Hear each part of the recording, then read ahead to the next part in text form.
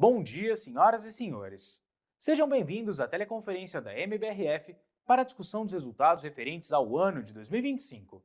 Esta teleconferência está sendo gravada e o replay poderá ser acessado no site da companhia, em ri.mbrf.com. A apresentação também está disponível para download. Neste momento, todos os participantes estão conectados apenas como ouvintes e, em seguida, iniciaremos a sessão de perguntas e respostas, quando mais instruções serão fornecidas. Antes de prosseguir, aproveito para reforçar que as declarações prospectivas têm como base as crenças e suposições da administração da MBRF e as informações atuais disponíveis para a companhia. Essas declarações podem envolver riscos e incertezas, tendo em vista que dizem respeito a eventos futuros e, portanto, dependem de circunstâncias que podem ou não ocorrer.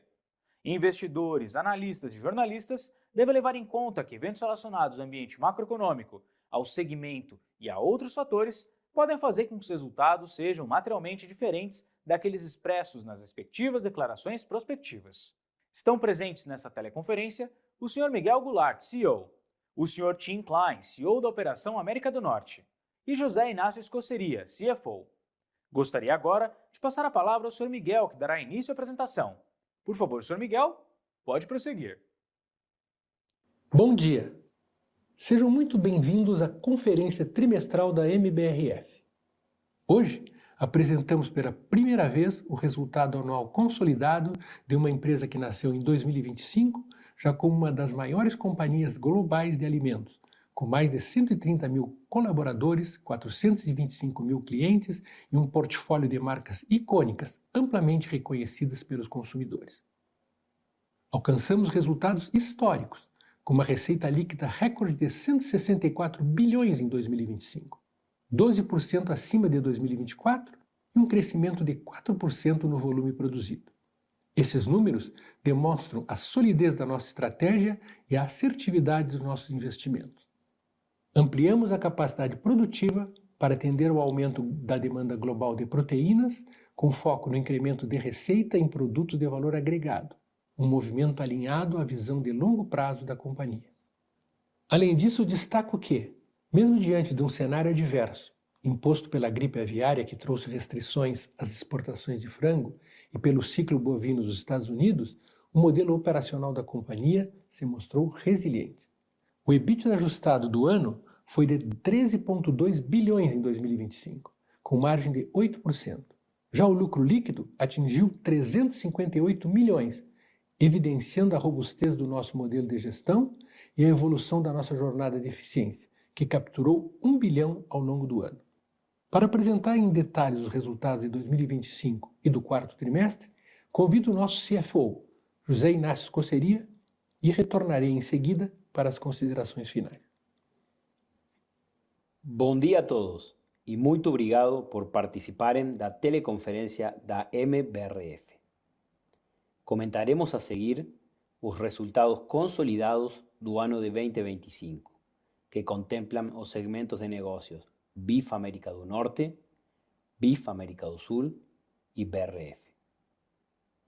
Destaco que en 2025 reportamos 164 bilhões de reais de receita líquida consolidada, um crescimento de 11,9% em relação ao ano de 2024. O EBITDA ajustado consolidado foi de 13,2 bilhões de reais, com margem consolidada de 8%. O lucro líquido, por sua vez, foi de 358 milhões de reais no ano. O fluxo de caixa operacional reportado foi de 13,1 bilhões de reais. E por fim, encerramos o ano com a alavancagem de 3,3 vezes o EBITDA dos últimos 12 meses. Mostramos no próximo slide à esquerda a evolução do volume total e por segmento na comparação ano contra ano. Tivemos crescimento de volume de 3,9% em relação a 2024, impulsionado pela operação de BIF América do Sul e BRF. Do total da receita reportada no ano de 2025, de 164 bilhões, o segmento BIF América do Norte contribuiu com 47%, BRF com 39% e BIF América do Sul com 14%. Em 2025, o EBITDA ajustado foi de 13,2 bilhões, com margem de 8%, com BRF representando 78%, América do Sul 17% e América do Norte 5%. Em termos de moeda, 71% da nossa receita consolidada é gerada em dólar e 27% em reais. Reforçando a diversificação geográfica e o portafólio multiproteína da companhia, apresentamos o breakdown do faturamento com 45% provenientes dos Estados Unidos, 25% do Brasil e o restante distribuído principalmente entre Ásia, Oriente Médio e Europa, sendo que 39% do volume de vendas foi de produtos processados com valor agregado. Apresentaremos agora a performance por segmento de negocio. Passo a palavra para o Tim Klein, que irá comentar os resultados da Operação América do Norte.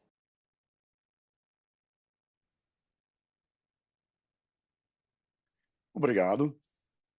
Vamos começar no slide 6, eu vou comentar os resultados do ano. Começando no primeiro gráfico à esquerda, o volume de vendas 2,3% abaixo em comparação com o ano anterior. O volume de abate caiu 5,9% como resultado de menor entrega de gados e um período de confinamento mais longo. O preço elevado do boi gordo em relação ao custo do ganho, junto com o alto custo do gado de reposição, levou a uma redução na colocação e alongamento no ciclo de engorda. Como consequência, observamos um aumento relevante no peso médio. Receita líquida 13,8 bilhões, um aumento de 11,8% em relação ao ano anterior. EBITDA 133, uma queda de 54% em comparação ao ano passado, com uma margem EBITDA de 1%. A demanda por carne bovina em 2025 foi forte, com o índice de demanda do atacado avançando 12,7%. Apesar da alta nos preços da carne no atacado, esse movimento não foi suficiente para compensar o aumento do custo do gado. Slide 7, vou falar sobre os dados do mercado americano. Começando à esquerda, os preços médios do gado vivo no Kansas reportados pelo USDA, uma média de 230,42, uma alta de 22% em relação ao ano anterior. O Comprehensive Cutout teve uma média de 368,36, um avanço de 19,3%. E o Drop Credit subiu 1,9%, chegando a 11,48%. O Cutout Ratio foi de 1,60, comparado com 1,64 do ano anterior. Como esperado, a baixa no ciclo pecuário, agravada pelas condições de seca nos últimos anos, resultou em preços recordes e menor nível de utilização de capacidade em toda a indústria. A gente continua confiante na resiliência da demanda por carne bovina e esperamos que esse cenário continue durante essa fase do ciclo. Agora eu passo para o Inácio. Obrigado, Tim. Vamos agora passar para o slide número 8, em que apresentaremos o desempenho das operações da América do Sul no ano de 2025. Um crescimento de 14,6% com relação a 2024. Passando para o gráfico central da receita líquida, atingimos 22,2 bilhões de reais no ano, 20% acima da receita líquida de 2024. Já no gráfico à direita, do EBITDA ajustado, atingimos o montante de 2,2 bilhões de reais, um crescimento de 28,1% sobre o EBITDA de 2024. Com isso, atingimos uma margem EBITDA de 10,1%, um crescimento de 60 pontos base em comparação a 2024. Esse desempenho é resultado dos ganhos de produtividade decorrentes dos investimentos realizados nos últimos anos, do aumento na ocupação dos complexos industriais e do maior foco em produtos de valor agregado. Passando para o próximo slide, apresentaremos à esquerda um crescimento de volume de mais de 40% com relação ao primeiro trimestre de 2024. Em 2025, as vendas para o mercado externo representaram 59% do total da receita da operação. As vendas para a Ásia representaram 47% das exportações de bife América do Sul, sendo a China responsável por aproximadamente 4% da receita líquida consolidada da MBRF. Temos nos dedicado a aumentar nossas alternativas de vendas para outros mercados. Neste cenário, destacamos que as vendas para a Europa cresceram 4 pontos percentuais, passando de 15% em 2024 para os atuais 19%. Já as receitas de exportações partindo da América do Sul para os Estados Unidos representaram 22% no período. Apresentamos no slide 10 os resultados da operação da BRF, que nesse trimestre atingiu o maior volume histórico, com crescimento de 4,3% na comparação com o ano anterior. No mercado interno, observamos sucessivo crescimento de volume, com ganho da participação da categoria de processados no consolidado. No mercado externo, destacamos a boa dinâmica de negócios diante da agilidade para mitigar as restrições de exportação de frango. A receita líquida foi de 64,7 bilhões de reais no período, crescimento de 5,8% com relação a 2024. Reportamos 10,4 bilhões de reais de EBITDA, em linha com o ano de 2024, com patamar saudável de margem de 16,1%.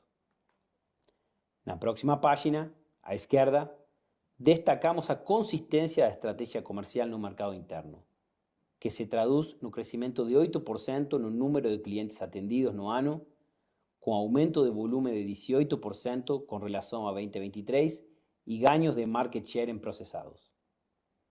As inovações têm continuado a contribuir positivamente para o resultado. À direita, destaca o nosso portafólio de comemorativos, no qual mantivemos a liderança de nossas marcas no Natal brasileiro. No slide 12, apresentamos os destaques do segmento BRF no mercado externo. Nos países do GCC, o volume cresceu. Destaco a categoria de processados, que atingiu patamar histórico e apresentou ganho de 1,3 pontos percentuais em market share. Nossas vantagens competitivas na região seguem sendo um diferencial para o nosso desempenho. Na Turquia e no Cone Sul, também apresentamos recorde de volume vendido de processados, suportado pela força de nossas marcas fortes nessas regiões. Para as exportações diretas, atingimos a marca de 230 novas habilitações desde 2022. E no final de 2025, obtivemos aprovação para retomar as exportações de aves para os países da União Europeia, melhorando o mix de vendas da companhia com impacto positivo na rentabilidade. No próximo slide, apresentamos os principais projetos de investimento da MBRF. Aceleramos os investimentos para ampliarnos a nossa competitividade em um cenário de consumo crescente de proteínas e produtos de valor agregado, reforçando a nossa estratégia de geração de valor com eficiência, escala e presença global. Na categoria de processados, destacamos a construção da fábrica em Jeddah, Arábia Saudita, cuja inauguração está prevista para o segundo semestre de 2026, e a expansão das linhas de empanados em Uberlândia e em Quesad, nos Emirados Árabes Unidos. No segmento de frango, destaco a ampliação da capacidade de abate de frango na unidade de Lucas do Rio Verde, no Mato Grosso. Já em bovinos, continuamos a expandir a capacidade de abate em nossos complexos industriais no Brasil, na Argentina e no Uruguai, e anunciamos a expansão da linha de pouch em nossa unidade da Pampeano. À direita do slide, destacamos os 3 M&As concluídos ao longo de 2025, que totalizaram investimento de 1,1 bilhão de reais. A fábrica de processados na província de Henan, na China, o início das operações de abate local na Arábia Saudita a través da Adoha Poultry Company, a expansão do portafólio para gelatina e colágeno com a aquisição de 50% da Shell Prime, reforçando a estratégia de maior participação de produtos de valor agregado, possibilitando a expansão da rentabilidade. Apresentamos, a partir do slide 14, as informações relacionadas à estrutura de capital da companhia. No slide 15, reportamos uma geração de caixa livre de aproximadamente R$1 bilhão em 2025. No ano, o fluxo de caixa operacional consolidado foi positivo em 13,1 bilhões de reais. Os investimentos realizados em CAPEX totalizaram 5,3 bilhões de reais e em M&A 1,1 bilhão de reais. O montante gasto com despesas financeiras foi de 5,7 bilhões de reais. Cabe destacar, em relação ao CAPEX, que o montante total investido em 2025 foi de mais de 2 bilhões de reais acima de 2024, principalmente explicado pelos M&As realizados em 2025 e pelos projetos de aumento de capacidade na BRF, que prepararam a companhia para o crescimento futuro, atendendo a demanda crescente por proteínas, conforme apresentado no slide 13. No próximo slide, demonstramos a dívida líquida consolidada ao final do ano de 2025. Reportamos um endividamento líquido de 43,4 bilhões de reais ao final do quarto trimestre de 2025, um aumento de 5,1% em relação ao terceiro trimestre de 2025. A variação cambial, no período, foi o principal fator que contribuiu para esse aumento. O índice de alavancagem ficou em 3,3 vezes. É importante ressaltar que o atual patamar de alavancagem reflete diretamente o ciclo bovino nos Estados Unidos, com o segmento Beef América do Norte reportando uma margem EBITDA de 1% nos últimos 12 meses. Na página 18, mostramos os destaques e avanços da agenda ESG. Atingimento de 100% de monitoramento da cadeia de bovinos, conquista do AAA do CDP em clima, segurança hídrica e florestas, atingimento de 100% de ovos livres de gaiola em todas as operações, alcance de 80% de energia renovável em nossas operações. Agradeço e passo a palavra ao nosso CEO Miguel Gularte para suas considerações finais. Muito obrigado, Inácio. Para encerrar nossa apresentação, gostaria de reforçar o nosso compromisso com o crescimento sustentável e com a geração consistente de valor. A MBRF continua apresentando recordes em sua jornada, fortalecendo sua plataforma multiproteínas para atender a uma demanda cada vez mais aquecida. Na América do Norte, a Operação BIF apresentou evolução consistente da receita ao longo do ano, sustentada por uma demanda resiliente por proteína bovina, mesmo em um ambiente de menor oferta de gado. Já a Operação BIF da América do Sul, o desempenho anual refletiu de forma consistente os investimentos realizados na expansão de capacidade, com avanços relevantes em volume, receita e rentabilidade, reforçando a competitividade da operação. Na BRF, o maior volume histórico registrado no período consolida a trajetória de crescimento, especialmente na categoria de processados. A retomada das exportações para a União Europeia abre novas perspectivas para a ampliação da presença da companhia em mercados estratégicos. Além disso, também foi concluída a aquisição de 50% da Gel Prime, movimento que amplia a atuação nos segmentos de gelatina e colágeno e reforça a estratégia de diversificação dos negócios, com foco em categorias de maior valor agregado e rentabilidade. Ao final de 2025, avançamos na implementação da frente de otimização da estrutura corporativa, com progressos relevantes na integração comercial, com grande parte do Brasil já sendo atendido por uma equipe de vendas única. E na execução de iniciativas de supply chain e value engineering, seguimos dedicados às frentes das sinergias mapeadas e estão previstos R$600 milhões de captura para 2026. Sustentado pelo contínuo avanço dos indicadores operacionais e pela disciplina na execução das iniciativas estratégicas, o programa de eficiência capturou R$1 bilhão em 2025. Continuamos investindo de forma robusta no desenvolvimento de nossos colaboradores.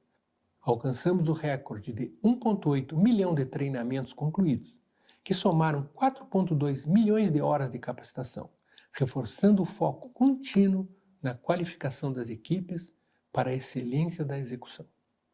Reafirmamos nosso compromisso de seguir construindo uma das maiores e mais relevantes companhias globais de alimentos, preparada para competir, crescer e gerar valor de forma sustentável.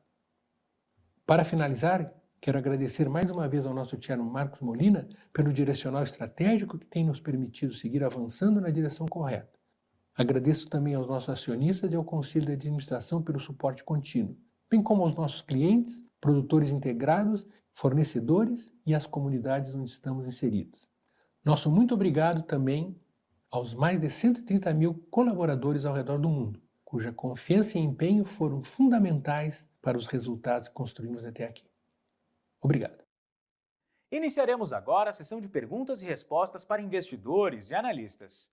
Caso deseje fazer alguma pergunta, por favor, pressione o botão levantar a mão.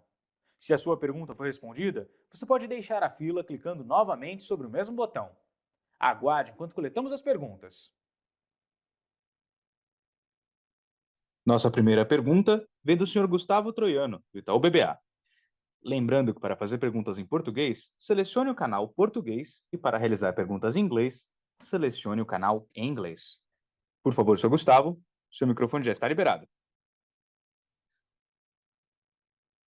Bom dia, pessoal. Obrigado pelas perguntas. Tem dois temas que eu gostaria de explorar com vocês aqui. O primeiro relacionado à BRF, talvez uma pergunta um pouco mais prospectiva, focando no Oriente Médio, né? Dado que a empresa tem bastante exposição à região e os conflitos seguem nos jornais, né? Seria interessante pegar um pouco do entendimento de vocês mais atualizado sobre os impactos potenciais nas operações de vocês na região, né? Como a gente deve pensar esses impactos perdurando no tempo ou se intensificando, se caso o conflito persista, né? Então, tentar entender um pouquinho o que está acontecendo hoje e o que poderia acontecer olhando para frente caso os conflitos continuem. E aí, eu acho que seria interessante abordar essa dinâmica no Oriente Médio, tanto pelo lado da logística e oferta de vocês na região, tanto pelo lado da demanda, que vocês têm visto, se teve alguma variação relevante, vocês conseguem dividir com a gente.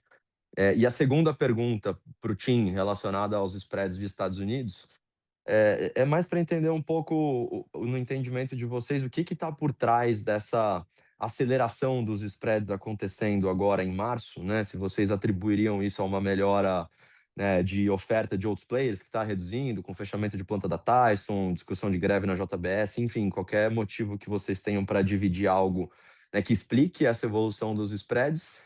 E se essa melhora na ponta é suficiente para mudar as perspectivas para 2026 de uma forma mais consistente.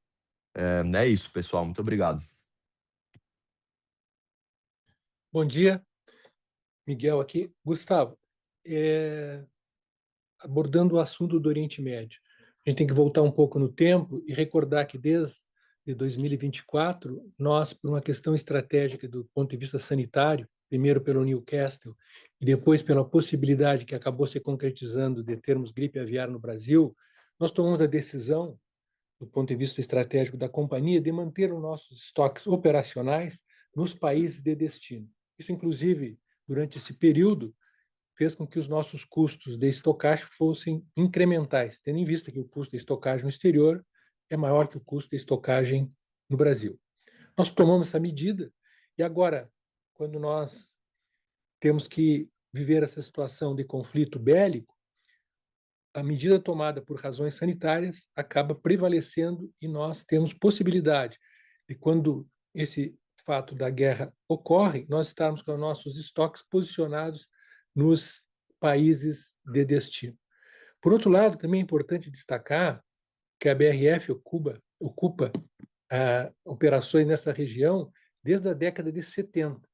Então, nós temos distribuição própria e desenvolvemos toda uma expertise logística que nos permite não só fazer o atendimento desse estoque que já está posicionado, como também, em caso do que ocorreu no Oriente Médio, onde o Estreito de Hormuz foi fechado, nós rapidamente, as cargas que estavam em águas foram deslocadas para os portos que estavam operacionais, e uma vez chegando nesses portos que estavam sendo operacionais, nós distribuímos de forma interna, através, seja de frete marítimo via feeders, ou frete terrestre via caminhão, nas diferentes regiões de todo o Oriente Médio. Isso aí foi extremamente relevante para nós, porque marca duas situações bem características. Primeiro, nós não interrompemos o fluxo de embarques. A BRF e a Marfrig, a MBRF, compondo as duas, está com fluxo de embarques para essa região perfeitamente funcionando e ativo.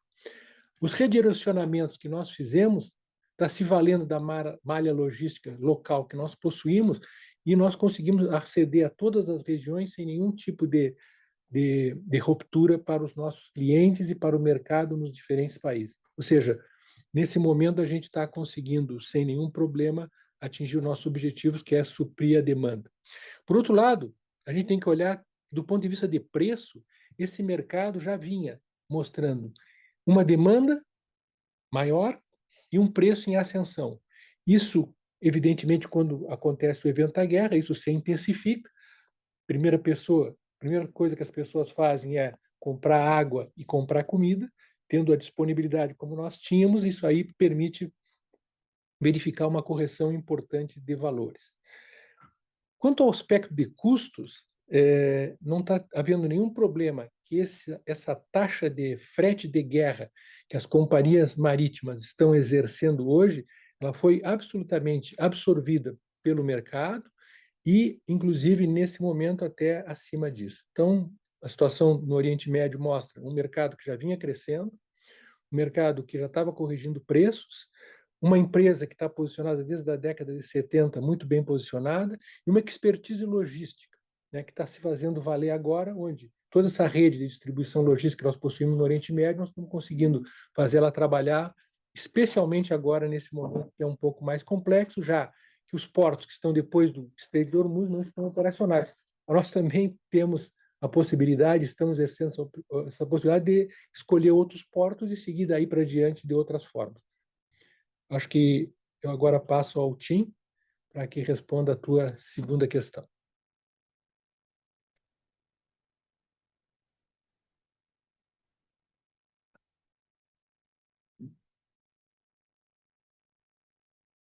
Obrigado. Em janeiro, fevereiro, nós tivemos uma perda recorde. A melhoria que a gente viu nas margens foi por causa de dois eventos. Primeiro, fechamento de fábrica, que aconteceram de final de janeiro, que reduziu a capacidade da indústria, melhorando a taxa de utilização e a perspectiva de margem para 2026 e além.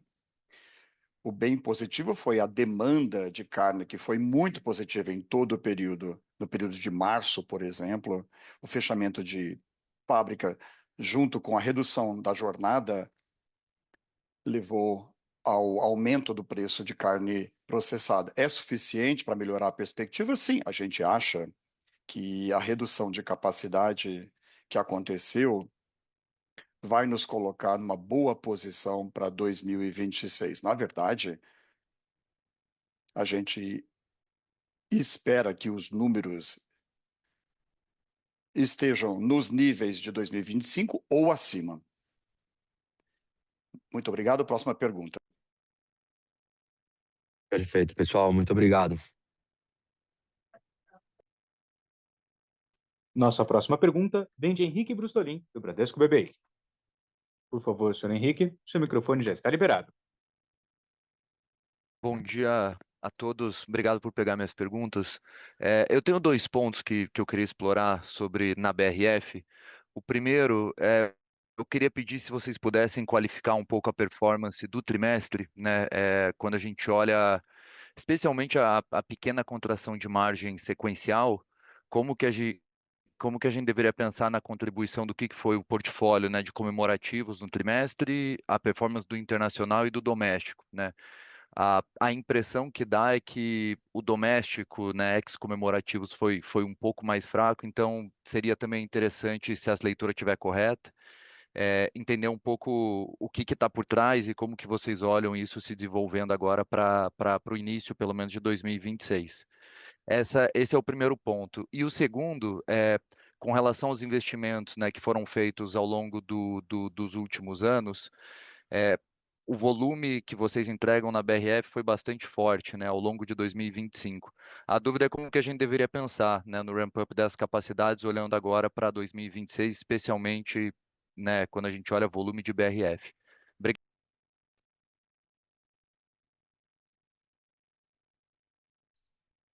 Bom dia, Enrique. Obrigado pela pergunta.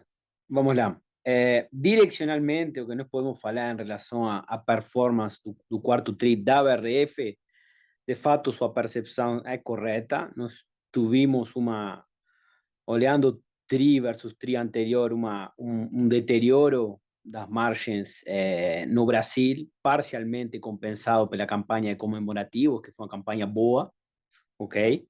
Vou entrar um pouco mais nos motivos disso depois, e uma contribuição positiva do segmento internacional, principalmente do halal, conforme o Miguel mencionou anteriormente, tuvimos uma dinámica de preços boa na região, e tanto o negócio CFR como o negócio de distribuição na região teve uma contribuição positiva ao resultado e uma expansão em termos de EBITDA. Que mais que compensou um trimestre, o pior trimestre do ano para a Turquia, que realmente teve uma performance que não foi boa e que já está melhorando para o começo de 2026. Então, direcionalmente, sua percepção é correta. Brasil teve um deterioro compensado pela campanha de comemorativos. Os principais motivos desse deterioro, nós, um pouco ainda com os efeitos da gripe aviar, teve uma pressão dos preços in natura. Isso sempre termina impactando o poder de precificação que nós temos. E isso fez que o quarto trimestre, além da pressão de in natura, tivesse consumidor um pouco mais recuado e um pouco menos, vamos falar, um pouco menos agressivo, mesmo que conseguimos bater um recorde de processado no mês de dezembro. Então, os volumes estiveram lá, o poder de precificação e um pouco a pressão dos preços in natura no mercado, ainda baixo os efeitos da gripe aviar, colocar uma pressão nas margens do mercado interno. Antes que tu passe para a segunda resposta, eu vou complementar um pouco a sua. Eu acho que é importante analisar o quarto trimestre, mas é inexoravelmente conectado com o que aconteceu a continuação, né? Nós já vínhamos com o mercado internacional sofrendo uma correção de preços, e isso se mostrou mais evidente agora na abertura do ano. Nós tomamos a opção de entrar o ano com menos estoque, como nós sempre fazemos, com a expectativa de colocar melhor preço, e esse preço foi colocado, e colocar um ano em março, o ano 2026, onde nós viemos performando em escala, né? Então, o mercado interno houve uma compressão de margens, mas não foi uma compressão que preocupe, porque não foi uma tendência, foi um ponto fora da curva, e a gente agora vê essa compressão, essa pequena compressão sendo corrigida.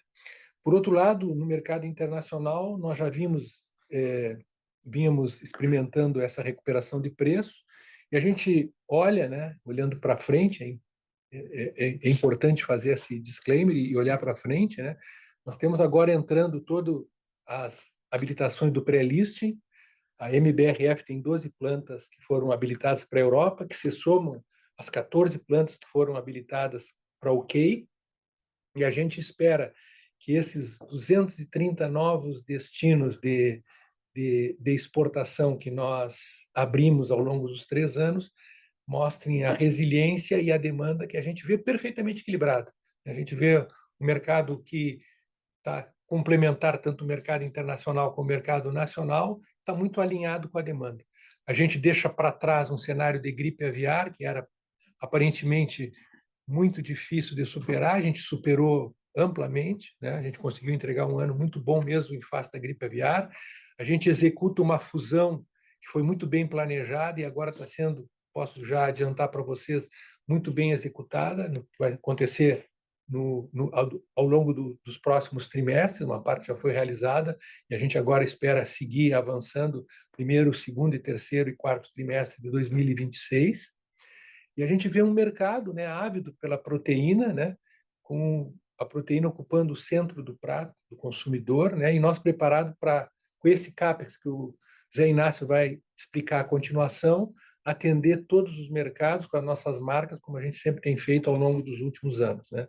A marca Sadia, a marca Perdigão, a marca Qualy, né, vai estar presente na mesa do consumidor brasileiro e na preferência dos seus desejos. E é importante também, é evidente sim que o preço do in natura afeta o trimestre e tem essa pequena compressão de margens, mas não podemos esquecer que o processado são 2/3 do portfólio da BRF. Então a gente tem condições de mitigar sem nenhum problema esse aspecto do mercado in natura, como já está sendo demonstrado agora no quarto trimestre e vai continuar no ano 2026. En términos de, olhando prospectivamente para los volúmenes, como ya destacamos, realmente nos venimos en una creciente de entrega de volumen de procesados. O dezembro foi o recorde da história. E o que eu posso falar para frente, e nós destacamos isso na apresentação, nós temos um pipeline de CAPEX realizado no ano 2025 e que está sendo realizado no 2026, muito focado nesse portafólio, e que colocando um pouco em números, em 2025, no Brasil, nós adicionamos uma capacidade de quase 100.000 toneladas ano, principalmente las líneas de embutidos, ¿ok? Para 2026 estamos los proyectos de CAPEX que vamos a hacer entrega de procesados en Brasil van a agregar una capacidad anualizada de 60.000 toneladas ano. Entonces, entre 25 y 26 estamos agregando 160.000 toneladas por ano a nuestra capacidad de procesados no Brasil. Eso da un aumento de casi 10% sobre el volumen actual. No internacional, entregamos un proyecto de Quesal. Estamos en proceso da fábrica de Jeddah e fizemos a aquisição da fábrica de Henan. Em soma, os 3 projetos adicionam uma capacidade de 100.000 toneladas por ano. E o internacional está fazendo aproximadamente 300.000 toneladas de processado, então estamos crescendo 33% na capacidade de processados no internacional. Então, de forma geral, e além disso, temos o projeto de frango da terceira linha de Lucas Rio Verde, que va a aumentar 150.000 frangos por día nuestra capacidad. Entonces, de forma general, nosotros ya aumentamos su CAPEX no año 25, entregamos varios proyectos que liberan capacidad, y en 2026 esa tendencia va a continuar así, y eso nos da espacio para continuar en esta trayectoria de crecimiento que nos venimos entregando claramente en los últimos años. Excelente, pessoal. Muito obrigado pelos detalhes, pela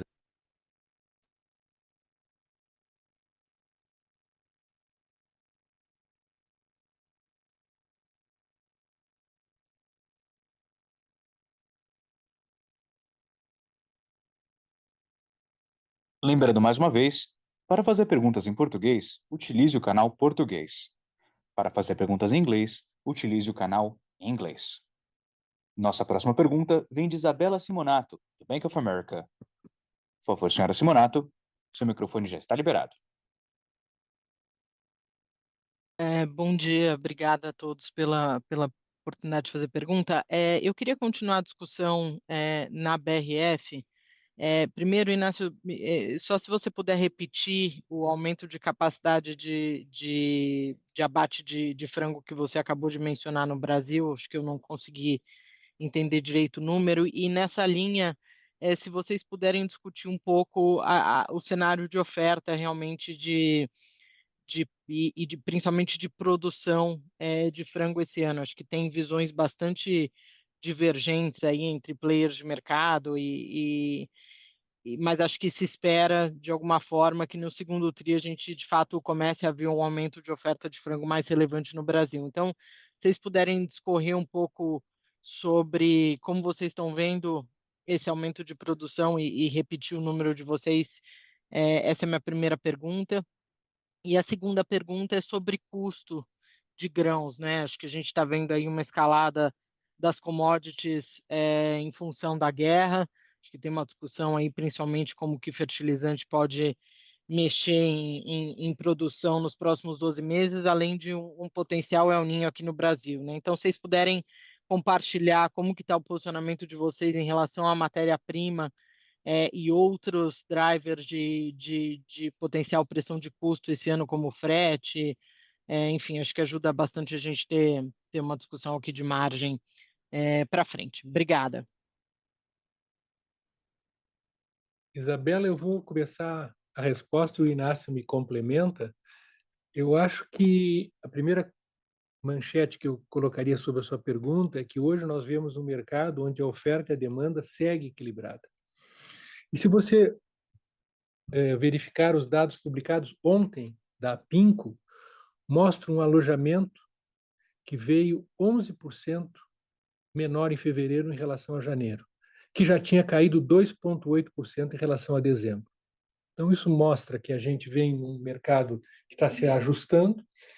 Também nós tivemos há poucos dias a divulgação do índice de eclosão, tá um índice muito baixo historicamente, um pouquinho superior a 75%. Então, olhando do ponto de vista de produção, a gente não vê nenhum desequilíbrio entre a oferta e a demanda. Por outro lado, nós vemos um mercado externo que está muito ávido por produto, né, em todas as geografias. Isso aí seguramente faz que, tendo uma proteína competitiva, como a proteína frango, a gente possa transitar por esse cenário que a gente está enxergando e capturar e capitalizar essas vantagens. Vantagens essas que também são disponíveis para o aspecto do bovino. É importante lembrar que a opção estratégica que a MBRF fez 2 anos atrás, de complexos industriais de larga escala, nos permite ter um custo muito competitivo, e esse custo muito competitivo trabalhar com marcas e produtos diferenciados nos mais diferentes mercados. Outro aspecto importante, independente de quão seja expressiva a queda do volume de abate para 2026, nós tínhamos tomado também a decisão no passado de trabalhar com o nosso abastecimento em torno de 25% a 30% vindo de confinamentos próprios. Então, fechando o cenário, no caso do boi, 25% a 30% vindo dos nossos próprios confinamentos, um boi mais escasso, independente se a queda de abate é 4%, 5%, 7%, 8%, isso ainda está indefinido, não existem números tangíveis de poder quantificar, mas a gente está muito confiante pela geografia das nossas duas plantas, nossos complexos industriais, a gente está absolutamente capacitado de não só capturar essa vantagem de preço que o boi vai trazer, uma demanda que claramente vai superar a oferta no mundo todo, como também capitalizar a nossa localização geográfica e o nosso modelo de negócio. Importante dizer que esse CAPEX, que foi cobrado, uma explicação muito bem fez o Inácio sobre os investimentos, né? Nós, no caso da planta de promissão, nós ainda estamos em ramp-up, essa planta deve chegar na final do segundo trimestre, né, numa capacidade quase 32% acima do que nós estamos hoje, ou seja, ainda estamos num processo de ramp-up. Então, nós vemos, sim, um cenário de oferta e demanda equilibrado, com um preço internacional subindo, e isso serve tanto para o bovino, como também para o frango, né? O suíno sempre começa o ano um pouco mais lento, mas à medida que o ano transcorre, a gente sempre tem uma reação de preço. É importante dizer também que a China teve o maior e o melhor feriado de primavera da sua história, né? O crescimento da plataforma de delivery principal da China chegou a crescer 100%. Os restaurantes de comida rápida cresceram 24% e os snacks cresceram, e comida rápida 42%, e os restaurantes de menu completo chegaram a crescer 24%. Então, a gente vê um cenário onde qualquer variação que a gente encontre em oferta vai estar absorvida pela demanda, e a gente vê também um cenário onde as proteínas complementares vão estar presentes. Ou seja, a proteína vai ser o centro da mesa de todas as geografias. Complementando aqui, Isabel, a sua pergunta, o aumento da capacidade de abate de frango da terceira linha de Lucas de Rio Verde é de 150.000 frangos por dia, lembrando que aproximadamente nossa capacidade atual de abate de frango é de quase 6 milhões de frangos por dia, ok? Então esse é o projeto. 6 milhões e 300, na verdade. Em relação a segunda parte da pergunta, dos grãos, o que nós estamos vendo?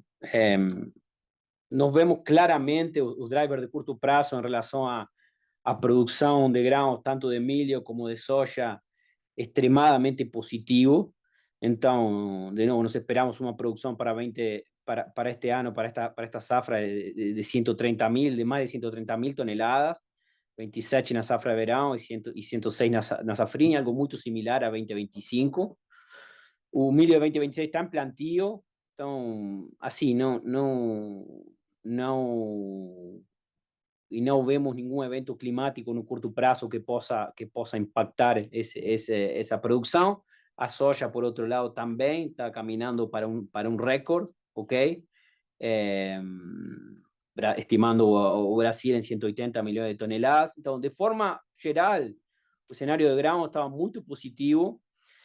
Como entra o conflito em relação a isso? O nosso entendimento é, bom, eventualmente o preço do fertilizante aumentando, já a safra de verão está em processo, e as decisões de compra de fertilizante para a safrinha devem acontecer mais para o terceiro trimestre. Então, no curto prazo, não vemos que esse choque de preços de fertilizantes possa trazer um impacto imediato nas decisões de produção dos produtores.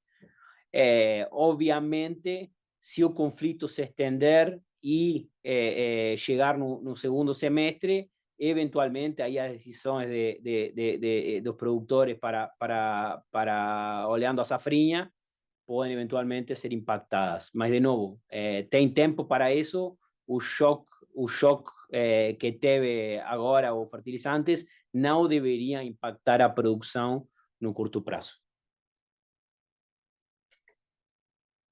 Em termos de frete, que foi o segundo que você mencionou, acho que está muito cedo ainda, está muito volátil. Obviamente vai ter um impacto com o preço do petróleo, mas para especular em relação a isso, acho que ainda está muito cedo e também vai estar muito atrelhado à intensidade e à duração do conflito. Perfeito, obrigado.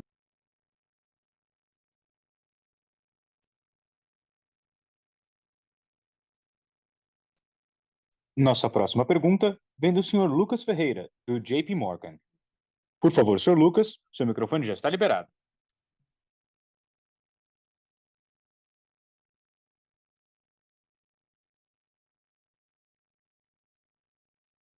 Por favor, Sr. Lucas. Vocês me escutam? Alô? Sim, Sr. Lucas, pode prosseguir. Legal, agora funcionando, desculpa. A primeira pergunta para você é sobre China e Europa, né? Exportação de frango e Peru para a região. Como é que está o ramp-up disso, depois da abertura dos mercados, principalmente o de China, que é algo que foi um detrator relevante, né, de margem ano passado. Se os fluxos estão indo assim como esperado, enfim, e o que esperar talvez para o ano inteiro, né? Pensando se a gente não tiver grande restrição, imagino que não tenha. Você espera um ano mais normalizado de exportação de patas e pés principalmente. E a minha segunda pergunta, vocês falaram bastante sobre CAPEX, mas a minha pergunta seria no lado oposto, né? Com esse mundo mais incerto que a gente está vendo hoje, as curvas longas subindo, o juro provavelmente caindo numa velocidade um pouco menor que se imaginava há algum tempo, e essa incerteza toda, a volatilidade que a gente está comentando aqui no call. Minha pergunta é se a alavancagem não está no nível que começa a preocupar vocês. Eu entendo a visão, acho que da companhia era que ela é uma alavancagem consistente com um ciclo, né, principalmente nos Estados Unidos, mais baixo agora, e que isso normalizaria, mas A minha pergunta é no sentido oposto, se a alavancagem atual não preocupa de alguma forma e se eventualmente teria alguma flexibilidade até para jogar um pouco mais para frente parte do CAPEX, ou, enfim, algum ajuste que possa ser feito para aliviar a alavancagem e aumentar um pouco a geração de caixa. Obrigado. Lucas, eu vou começar a responder a tua pergunta e o Inácio me complementa. Sobre a China, a gente está muito animado porque nós conseguimos, em tempo recorde, habilitar a fábrica de Henan para os grandes players que trabalham no mercado local. A fábrica já está operacional e todo o cronograma comercial e operacional está adiante do que nós planejamos, ou seja, a planta de Henan totalmente operativa. E a gente vê com esse consumo expressivo que houve no feriado da primavera, né? A gente vê que a China vai atuar com um fator de demanda muito positivo, porque diferente do caso do bovino, que tem esse aspecto das salvaguardas, para a qual nós também na área de bovinos estamos preparados e já temos um plano para fazer frente a uma possível redução. Redução essa que, já me adianto, não deveria impactar o mercado interno, porque nós estamos falando de 600 mil toneladas de diminuição de compra da China de bovinos ano contra ano, quanto tu calcula uma diminuição de produção de bovinos no Brasil, se for de 4%, sobre uma produção de 12 milhões, tem mais que ofertado essa diferença que a China pudesse diminuir nas suas compras. Por outro lado, abre uma excelente oportunidade para o frango e para o suíno, né? E a gente vê isso já acontecendo agora no primeiro trimestre, né? Com a China se mostrando muito ativa, parte de bovinos, preços corrigidos quase que de hora em hora, e no caso de frango e suínos também um ramp-up de recuperação que a gente já esperava acontecer, está acontecendo em tempo e em forma, né? Então, estou muito animado com o mercado internacional, né? E a gente vê que essa operação da MBRF na China vai dar frutos mais expressivos e mais rápido do que nós, inclusive, planejávamos. Passo para o Inácio para que faça a resposta da segunda parte da tua pergunta. Bom dia, Lucas. Bom, em relação ao CAPEX, de fato,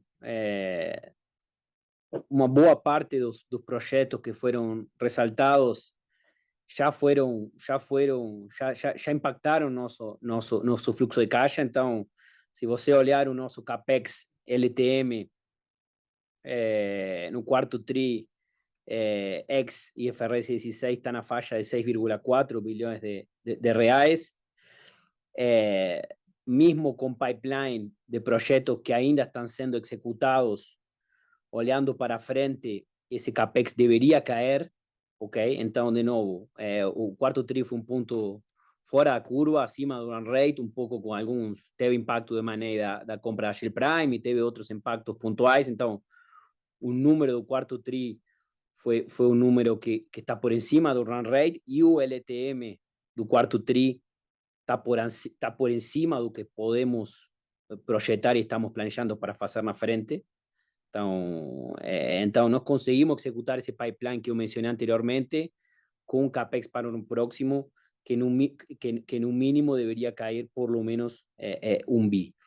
Em relação a eventualmente um cenário de estresse, um cenário onde tivéssemos alguma deterioração maior da operação e da geração de caixa, nós podemos, esse CAPEX podemos reduzir ele para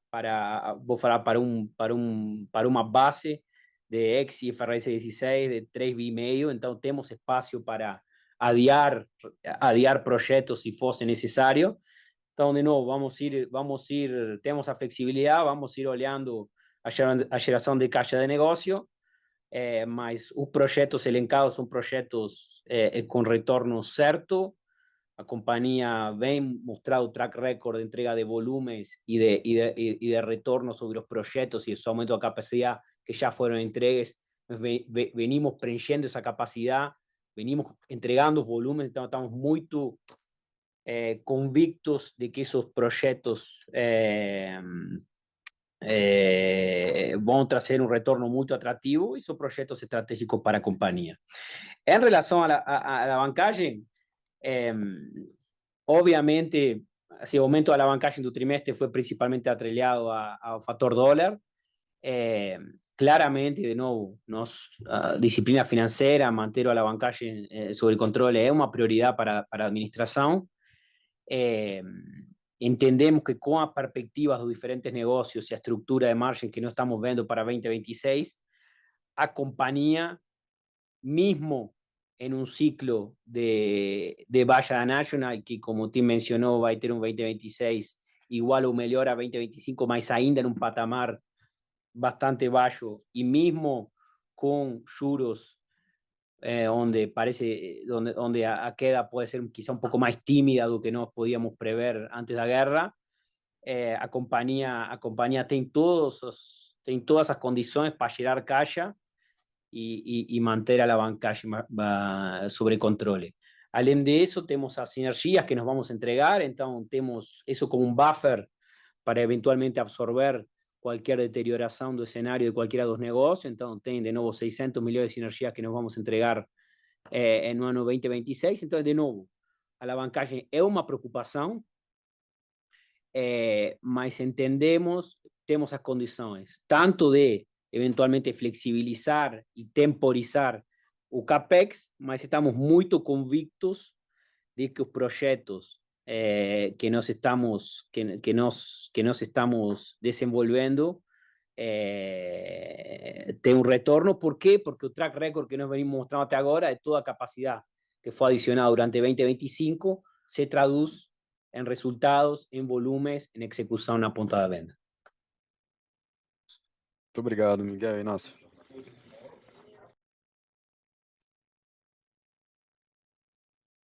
Nossa próxima pergunta vem de Thiago Duarte, do BTG Pactual.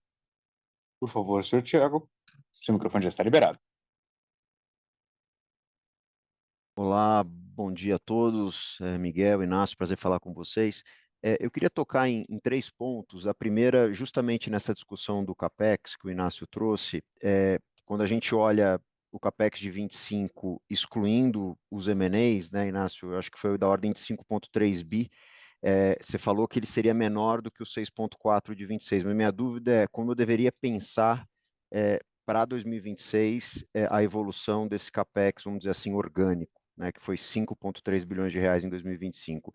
Esse número faria sentido imaginar uma redução, dada a maturação dos investimentos, ou esse é um patamar que vocês enxergam sustentável para esse próximo ano? Essa é a primeira pergunta.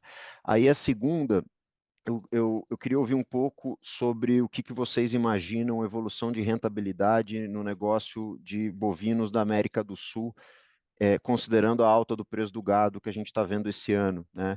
E eu pergunto, fazendo referência ao impacto bem positivo que vocês tiveram ao longo dos últimos 3 anos, acho que muito pela natureza do portfólio, mais produto processado, contratos de precificação mais longos, né? Quando o preço do gado caiu, isso abriu boas margens para o negócio de vocês. Eu queria ouvir se a recíproca poderia ser verdadeira, ou se vocês entendem que tem as condições de mitigar isso nas rentabilidades do negócio da América do Sul. E aí a terceira pergunta, aí é um follow-up sobre uma fala do Miguel com relação a margens na BRF no mercado interno. Miguel, você disse que essa pressão que a gente viu, principalmente no quarto tri, estava muito focada no in natura, né? Eu queria ouvir de vocês, portanto, como vocês entendem ou como é que foi a rentabilidade do portfólio regular de processados, olhando para o quarto trimestre, vis-à-vis os trimestres anteriores, e, se possível, falar um pouquinho para 2026, esse início de ano. Obrigado. Tiago, eu vou começar respondendo aqui sobre o bovino, sobre a margem, depois passo ao Inácio. O que nós estamos vendo do mercado de bovinos, né?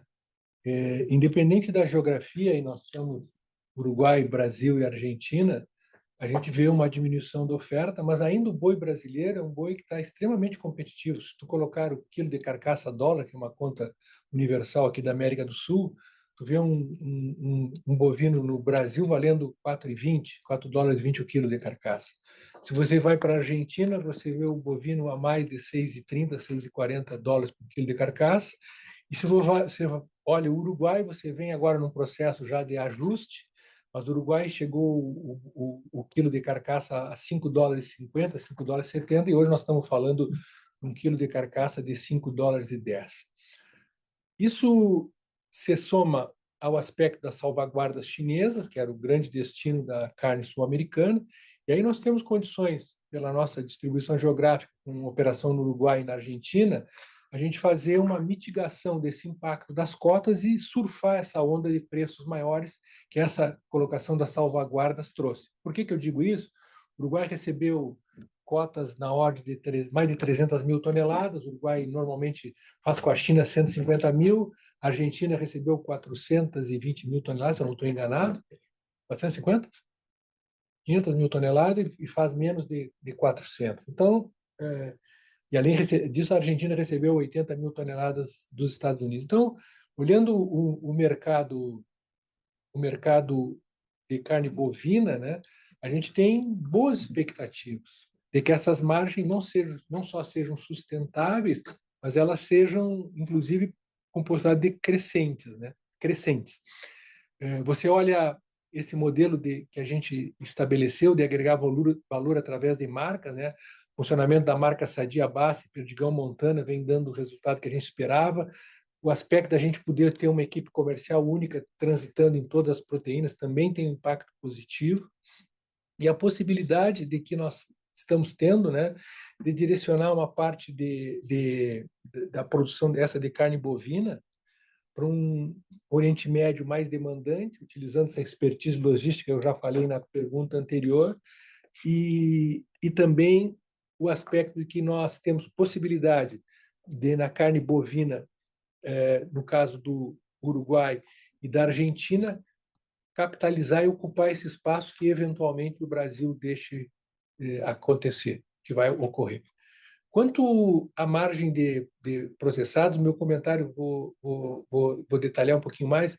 Eu quis me referir de que o in natura foi o principal mote de diminuição de valores do trimestre. Evidentemente, quando o in natura cai, ele também causa uma queda de valores nos processados. O que nós vimos é que nós conseguimos, como nós tínhamos planejado, entrar com uma nova lista de preço já em janeiro de 2026, em algumas categorias, né? E essas listas, evidentemente que o ano sempre começa mais lento, isso já é sazonalmente esperado.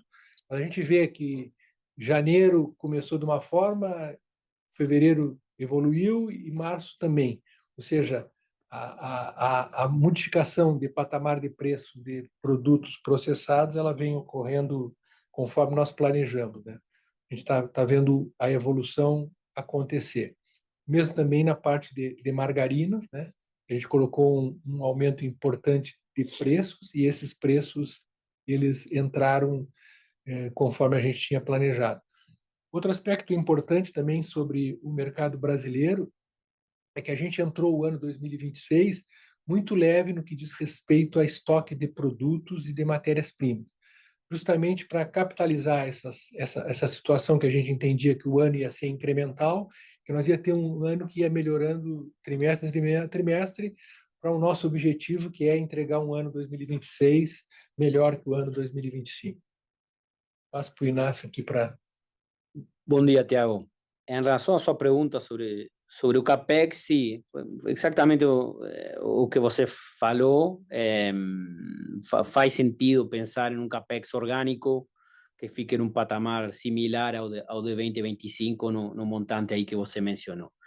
Sempre ressaltando que temos opcionalidade si o escenario eventualmente se deteriorar, de poder reducir eso y cortar o fasear proyectos, ir para un patamar más bajo, más en la falla de 4 bi si for necesario y for algo que las condiciones de mercado eventualmente pudiesen nos trazer, ¿ok? Mas sí, faz sentido o número que você mencionou.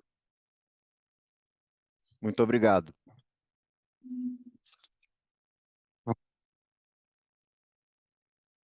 Mais uma vez, para fazer perguntas em português, utilize o canal Português. Para realizar perguntas em inglês, utilize o canal em inglês. Nossa próxima pergunta vem do senhor Thiago Bortolucci, do Goldman Sachs. Por favor, senhor Bortolucci, seu microfone já está liberado.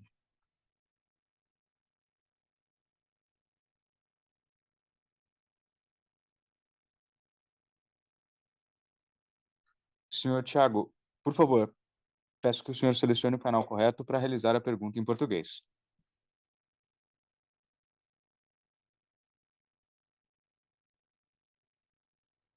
Agora sim?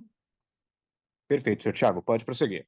Desculpa, pessoal. Bom dia a todos. Miguel, Inácio, parabéns e obrigado pela oportunidade de fazer perguntas. Eu queria explorar dois temas um pouco mais de detalhe. Eu vou começar, eu acho que essa primeira é para você, Inácio. É muito boa cor em como vocês pensam alavancagem e disciplina de capital.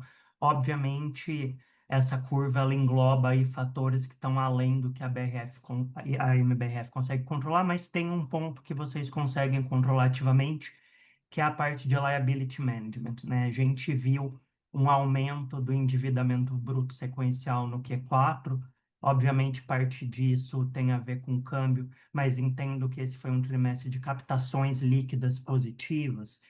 Eu queria saber como o teu balanço está preparado para as amortizações que você tem programada ao longo dos próximos 12 meses. Vimos que vocês já anunciaram ontem parte de recompra aí, mas eu queria entender como quantificar a oportunidade de conseguir um melhor custo da dívida ou uma redução de dívida bruta ao longo de 26. Essa é a primeira pergunta e depois eu volto com outra em América do Sul. Obrigado. Bom dia, Tiago. No, como você falou, realmente tanto a dívida bruta como o caixa por contas captações subiram no quarto trimestre. A política da empresa foi acelerar algumas captações antes de entrar en un ano eleitoral, que siempre puede tener un poco más de volatilidad, além de hacer liability management, como se falou, nós anunciamos ontem o cancelamento de 80 milhões em bonds. Isso, se você fazer a conta, entre o crack que nós captamos final do ano passado, a série de 30 anos, versus o bond que nós estamos recomprando agora, tem uma arbitragem de aproximadamente 200 basis points em termos de custo. Além disso, nós temos vencimentos de bonds neste ano, entre maio e setembro, de mais de 500 milhões de dólares na Marfrig e na BRF, ok? Então, nós temos um aumento das dívidas de curto prazo que estão madurando este ano, e foi por isso que nós tomamos a decisão de acelerar algumas captações, e a partir do primeiro tri já deveríamos começar a ver essa dívida bruta começando a cair, y ese cash excedente que no estamos cargando comenzar a ser utilizado para amortizar esas dívidas. Fue un tema de timing, un tema de anticipar algunas captaciones cuando el mercado estaba atractivo, y nos vamos a continuar haciendo eso, monitorando cuando tiver mercado, cuando tiver oportunidad a custos más bajos do que da dívida, de nuestro estoque de dívida, nos debemos continuar aprovechando esas janelas, mas queríamos nos preparar e ser bem conservadores para enfrentar a curva de vencimentos que nós tínhamos este ano. Obrigado, Inácio. A minha segunda, eu acho que vai para o Miguel, América do Sul. Obviamente, você tem dois fatores importantes aqui drivando o teu top line para 26. Um é a disponibilidade e outro é o ramp-up da capacidade que vocês já colocaram e vocês bem exploraram aqui nas perguntas anteriores. Para ajudar a gente a pensar a composição da tua receita para a América do Sul em 2026, qual é a magnitude, né, de crescimento de volume que vocês orçam e que é factível entregar, considerando esses dois fatores? É que é mais para entender o quanto de capacidade incremental você tem que poderia offsetar um ciclo um pouco mais apertado para o Brasil. Obrigado. Tiago, Vamos começar respondendo no Brasil, mas eu acho que a gente tem sempre que encarar do ponto de vista da América do Sul. Só a planta de promissão ainda tem um ramp-up em curso que deve chegar em torno de 20% do estágio que nós estamos hoje, facilmente, sem nenhum investimento extra, simplesmente colocando em funcionamento os investimentos já registrados. A planta que tem hoje entre 18% a 20% de crescimento planejado já para o primeiro semestre de 2026. Quanto aos outros países, né, nós vemos aí o Uruguai com uma retomada dos espaços comerciais que ele sempre buscou, exportação de carne orgânica através da plataforma da National Beef, a possibilidade de nós usarmos as salvaguardas que impuseram cotas a outros países para precificar melhor a carne do Uruguai e também da Argentina. E no caso da Argentina, nós temos ainda esse aspecto da cota americana, a extra cota, essa que veio, de 80 mil toneladas, que vai se somar a uma cota Hilton que a Argentina está vendendo a preços recordes, né? Aliás, todo o Hilton, tanto o Hilton da Argentina, do Brasil, como do Uruguai, está experimentando preços historicamente mais elevados de toda a trajetória.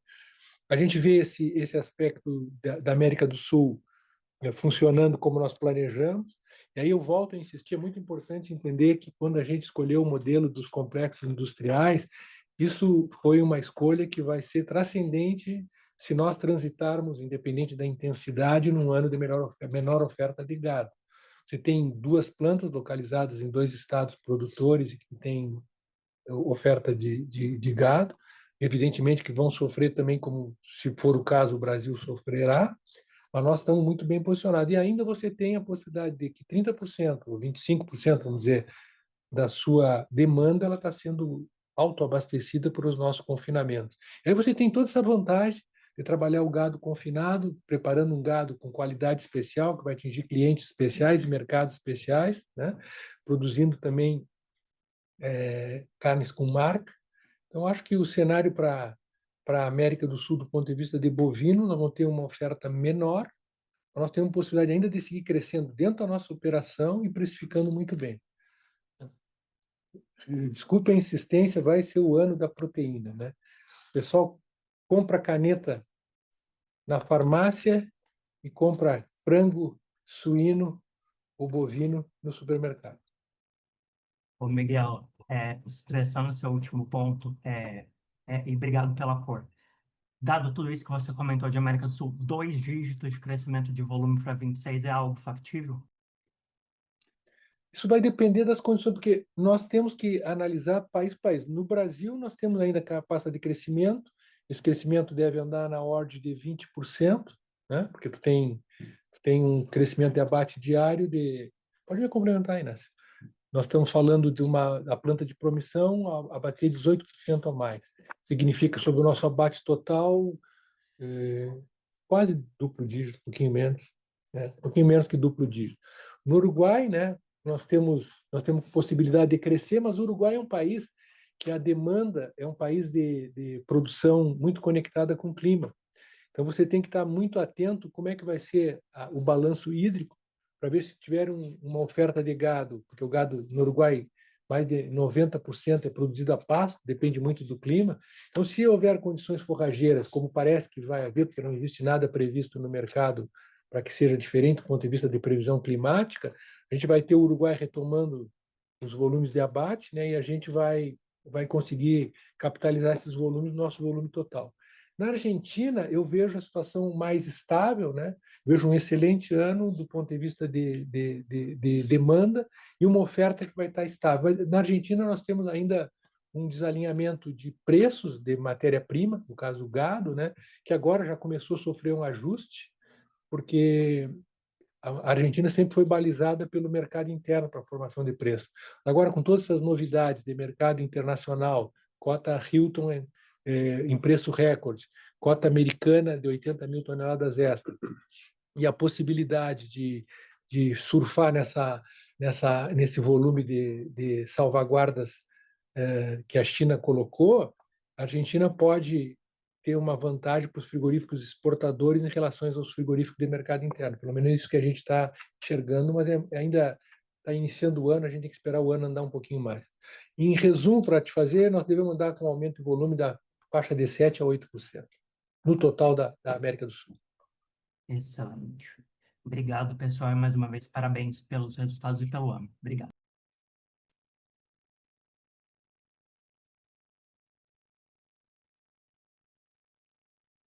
Nossa próxima pergunta vem de Ricardo Alves, do Morgan Stanley. Por favor, senhor Alves, seu microfone já está liberado. Bom dia a todo o time da MBRF, Miguel, Inácio, obrigado pela oportunidade. Eu tenho só 2 follow-ups, um para o Tim, nos Estados Unidos. Tim, eu queria saber sua visão sobre steer prices em 2026, relativo a 2025. Acredito que o consenso hoje seria de um aumento aí na faixa de 8% a 10% por conta do ciclo. Mas, por outro lado, a gente vê o que você já comentou.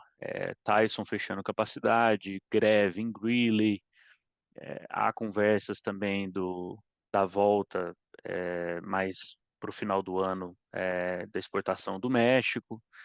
Então, quando você coloca tudo na conta, eu queria saber, net para você, sua visão de steer prices para esse ano e, em geral, a oferta de gado que você deve ter. Essa é a minha primeira pergunta. Minha segunda pergunta seria para o time da BRF. Eu acredito que o Miguel ele já endereçou muito bem a questão de oferta de frango aqui no Brasil. Do lado da produção, acho que ficou bem clara a sua mensagem, né, Miguel, de ser, na sua visão, algo que está sob controle. Agora, quando você coloca a questão do Oriente Médio, a eventual, eu sei que isso não é visível ainda hoje, talvez está muito cedo para ter essa discussão, né, de uma eventual sobreoferta com exportação vindo para cá. Você está bem direcionado, bem equacionado, é realmente impressionante saber que você tem toda essa capacidade de realocar, né, a sua operação, seja por diferentes portos, seja pelo seu relacionamento já desde os anos 70. Realmente isso é impressionante, mas imagino que outros players não tenham isso. Então, acredito que ainda você pode ter um aumento de oferta local, né? Quando a gente pega o que a gente teve com a Newcastle alguns anos atrás, a gripe aviária o ano passado, e acabou que resultou numa oferta doméstica um pouco maior, mesmo que momentânea. Então eu queria saber se, saindo um pouco da sua operação, que parece estar super bem equacionada para essa crise, quando você pega o mercado como um todo, você vê um risco eventual de uma sobreoferta caso o conflito se estenda, ou em caso negativo, o que deixa você mais tranquilo com relação à oferta local? Muito obrigado mais uma vez, pessoal.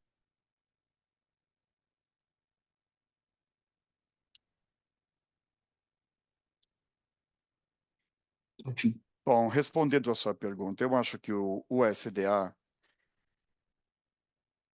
prevê um aumento de 10% no preço de novilhos para 2026.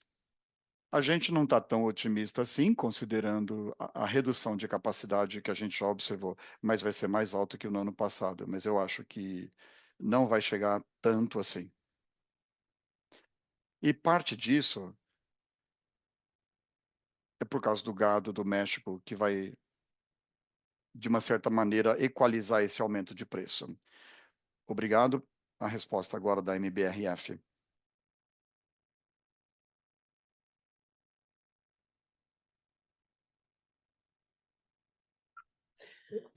Ricardo, você pode responder, refazer a sua pergunta, porque nós tivemos um problema no som da sala e eu não escutei sua pergunta, ela saiu entrecortada para nós. Claro, Miguel. Você consegue me escutar agora? Perfeitamente. É uma pergunta, é um follow-up sobre oferta de frango no mercado doméstico. Pelo que eu entendi, você está super tranquilo com relação à produção local. Você parece tranquilo também com relação à exportação da BRF para o Oriente Médio. A minha pergunta ela é mais direcionada a um eventual sobreoferta de frango local com outros players que não consigam realocar volumes internacionais, né? A gente viu isso acontecendo em Newcastle, a gente viu isso acontecendo com a gripe aviária. Eu queria entender se vocês veem esse risco, né, de uma eventual sobreoferta por conta do mercado não da BRF, ou se não, né, o que dessa vez deixa vocês mais tranquilos em relação ao mercado internacional não impactar de maneira relevante os preços domésticos? Essa é a pergunta. Perfeito. Ricardo, o que a gente está vendo em termos de mercado é um mercado que hoje ele está equilibrado, né? Está equilibrado tanto na demanda quanto na oferta. E está equilibrado tanto na demanda quanto na oferta, não só no mercado brasileiro, mas no mercado como um todo. É muito difícil eu estimar qual vai ser o comportamento e qual vai ser a situação dos nossos players, dos outros players do mercado, né, dos nossos concorrentes ou outras empresas. A gente não vê hoje nenhum movimento de retorno de containers intenso no Brasil, né?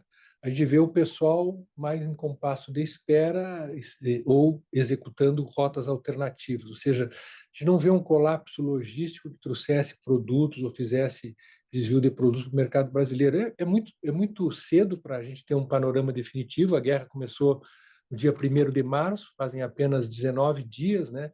E esses processos, eles podem tanto quanto escalar como diminuir. O que nós sim temos e estamos fazendo com muito cuidado é planos de contingência para que, se uma situação ocorra no mercado interno, a gente possa ter várias alternativas na exportação, e assim nós estamos trabalhando. Bom dia. Complementando um pouco a fala do Miguel, nós veníamos surfando um mercado de exportação além da região do Medio Oriente extraordinário. O janeiro foi o melhor janeiro da história, fevereiro foi o melhor fevereiro da história em exportações de frango, o março, a prévia, que seja também o melhor março da história. Então, o fato da demanda, de forma geral, internacional, estar nesse patamar tão forte, como as novas o que va a entrar de demanda adicional, por ejemplo, que no van a poder direccionar de Rio Grande do Sul para China, ahora que levantó a restricción de Newcastle, más los volúmenes que van a comenzar a ser dirigidos para Europa, acho que un momento en que el conflicto de Medio Oriente está impactando, puede eventualmente impactar algún fluxo de exportación, es un momento donde los fluxos de exportación de forma general estaban batiendo récords en un mercado internacional muy ávido. Então, isso que mostram os números. Então, isso acho que mitiga um pouco o risco de eventualmente ter o mercado interno como única válvula de escape para uma eventual empresa que possam ter problemas para redirecionar produto para Medio Oriente. Muito claro, Inácio. Obrigado pelos detalhes. Obrigado também, Miguel. Realmente esclarecedor os comentários.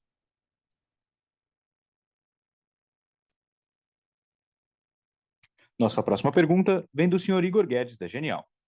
Por favor, senhor Guedes, seu microfone já está liberado.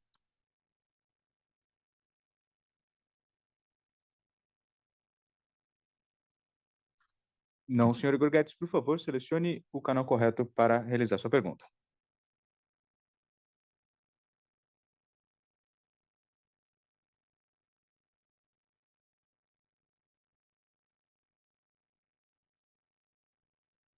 Clicando no botão Interpretação, o senhor pode selecionar o canal Português. Ok. Vocês me escutam agora? Agora sim, pode prosseguir, senhor Guedes. Ótimo. Bom dia, Miguel e Inácio. Muito obrigado pela oportunidade. Primeira pergunta aqui em BRF. Essa questão na Turquia vem afetando os resultados já faz alguns trimestres.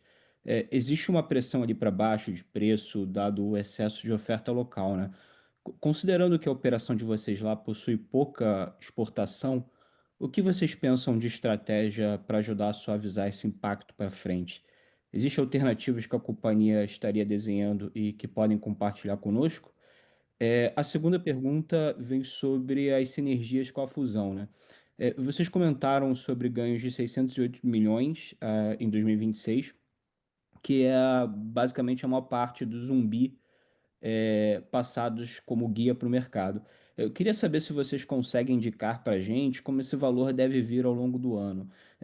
Talvez ali de uma forma mais uniforme, distribuído ao longo dos 4 trimestres, ou podemos pensar em uma curva mais de eficiência vindo no segundo semestre do ano? Como vocês pensam essa distribuição dos 608 milhões? Basicamente isso. Obrigado. Igor, bom dia. Respondendo a tua pergunta sobre a Turquia teve um aumento de oferta durante o ano 2025. Essa oferta deprimiu o mercado local. Isso já começou a passar por um processo de ajuste no fim de 2025, e nós estamos vendo agora o primeiro trimestre da Turquia já entrar no campo positivo. No nosso caso, da BRF, nós fizemos um ajuste nos nossos alojamentos, conseguimos melhorar e precificar melhor o nosso mix. Isso está funcionando, está dando resultado conforme a gente esperava. Ou seja, nós vemos um mercado como um todo fazendo um ajuste, nós vemos também a BRF fazendo esse ajuste, e nós vemos também um ajuste de mix, nós crescendo em produtos de valor agregado e produtos processados. Por outro lado, nós aceleramos na Turquia a implementação do programa BRF+, né, para capturar de forma mais efetiva e mais dinâmica as sinergias, né, tanto da operação do Brasil quanto da operação da Turquia. Hoje, praticamente, nós estamos com programas de eficiência que nós estamos já correndo aqui no Brasil há vários anos, já mais de 2 anos agora, né? Nós estamos acelerando também esses mesmos programas na Turquia. Havia espaço para isso ser feito, nós estamos fazendo de forma acelerada. Passo para o Inácio para responder a tua segunda pergunta. Bom dia, Igor. Em relação a sinergias, primeiro, no quarto tri, o impacto, nós até abrimos no RA o impacto da reestruturação. Então, o primeiro passo, a primeira alavanca de sinergias que nós tínhamos era em relação à estrutura, adequação da estrutura corporativa. Nós fizemos essa adequação no quarto trimestre, até tivemos un custo no recorrente que nós abrimos aí no nosso material da divulgação. Então, em relação ao primeiro bloco, que é essa estrutura, que eram 230 milhões de reais no ano, nós já fizemos 90% do que deveríamos fazer, e agora vai ser colhido de forma uniforme entre os trimestres, ok? Os outros dois, em termos do bloco comercial, que representava outros 60 milhões no ano, comercial e logística, estamos executando, terminando de virar e executar 100% do plano no primeiro trimestre. Então, esos 60 milhões deveriam ser colhidos a partir do segundo trimestre, também de forma uniforme a través do ano. E o último bloco de supply e outras iniciativas, a intensidade desse movimento deveria acelerar no segundo semestre. Então, se você ir bloco a bloco, um pouco montando 600 milhões, vamos falar, dos 600 milhões, a mitad deveria começar já a partir do primeiro trimestre de forma uniforme no ano, a outra mitad deveria ter um peso bem maior no segundo semestre. Super claro. Muito obrigado, pessoal. A sessão de perguntas e respostas está encerrada. Gostaria agora de passar a palavra ao Sr. Marcos Molina para as considerações finais. Por favor, Sr. Marcos, pode prosseguir. Bom dia a todos e obrigado. Eu queria, em primeiro lugar, dar parabéns a toda a equipe da MBRF, que em 2025 fez um excelente resultado. Da parte da National Beef, parabéns aí ao time, a todo o time da National Beef. Foi um ano desafiador, 2025, e conseguimos, né, performar no campo positivo, fazendo um diferencial em toda a indústria. Isso fruto dos investimentos feitos nos últimos anos em eficiência e em valor agregado. Da parte da América do Sul, do BIF América do Sul, fizemos o ramp-up do aumento da capacidade da fábrica no Brasil. Principalmente no Brasil, não é fácil hoje você fazer o ramp-up das fábricas trabalhando nela normal. Nós tivemos um aumento de capacidade expressivo e ainda agora para 2026 terminar o aumento dessa capacidade. Da parte da BRF, também aumentamos a parte de aumento de produtos processados, um aumento do portfólio, aumento de portfólio, colocação, um excelente venda de comemorativos. Então, para a BRF, ela conseguiu aí um aumento de share, um posicionamento de mercado, voltando a crescer nos últimos anos, fruto do trabalho do Miguel e equipe dos últimos 4 anos, de pôr a empresa realmente no trilho e estar pronto para ela crescer. Da parte também da parte financeira da empresa, né? Fizemos a captação no 4º trimestre já para fazer os pagamentos agora em 2026. Também aumentamos nossos estoques de grãos e de produtos, mais ou menos 1 bilhão. Nós estamos preparados aí já, um aumento de estoque preparado para 2026 para enfrentar possíveis aumentos aí com todo esse fator climático, fator de guerra. Então, para 2026, a empresa nunca esteve tão preparada para o ano, né? Nós vemos um cenário no mundo de menos boi, mas temos aí um aumento de capacidade, boi próprio, para deixar as operações trabalhar em níveis rentáveis. Vemos também um aumento de consumo de proteína, tanto no Brasil como global, visto que a proteína tem se destacado aí em todas as commodities.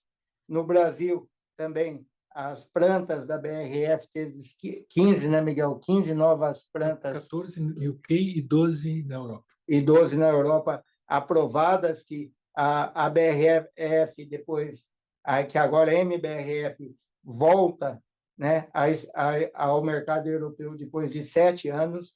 A nova cota do Mercosul também, que é muito importante, um marco muito importante que o Brasil há muitos anos vem atrás, e a gente vai ter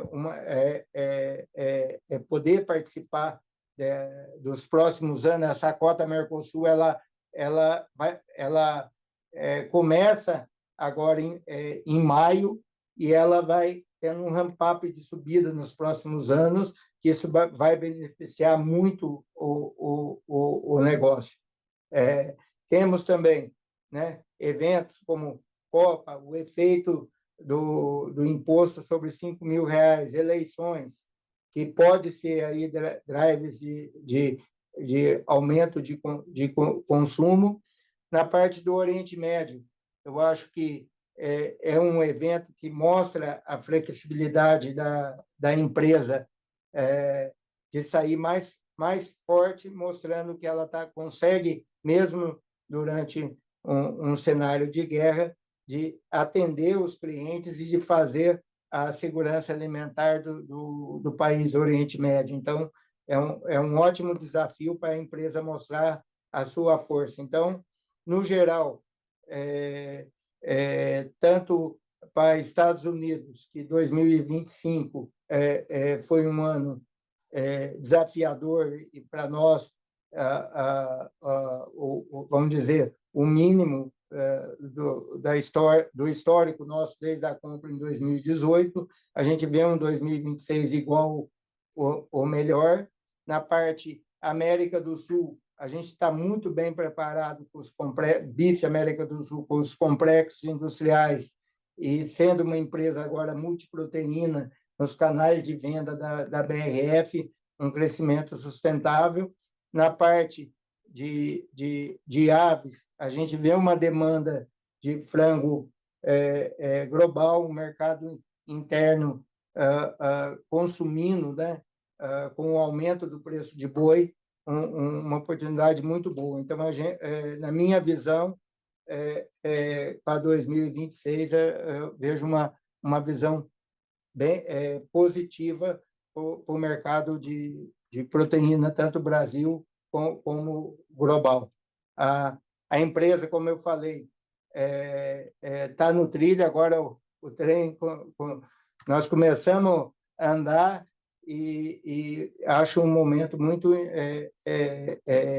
importante aí para a gente avançar e avançar em velocidade agora para poder aproveitar e mostrar o trabalho dos últimos 4 anos. Então, muito obrigado a todos e parabéns a todo o nosso time. A conferência da MBRF está encerrada. Agradecemos a participação de todos e tenham um excelente dia.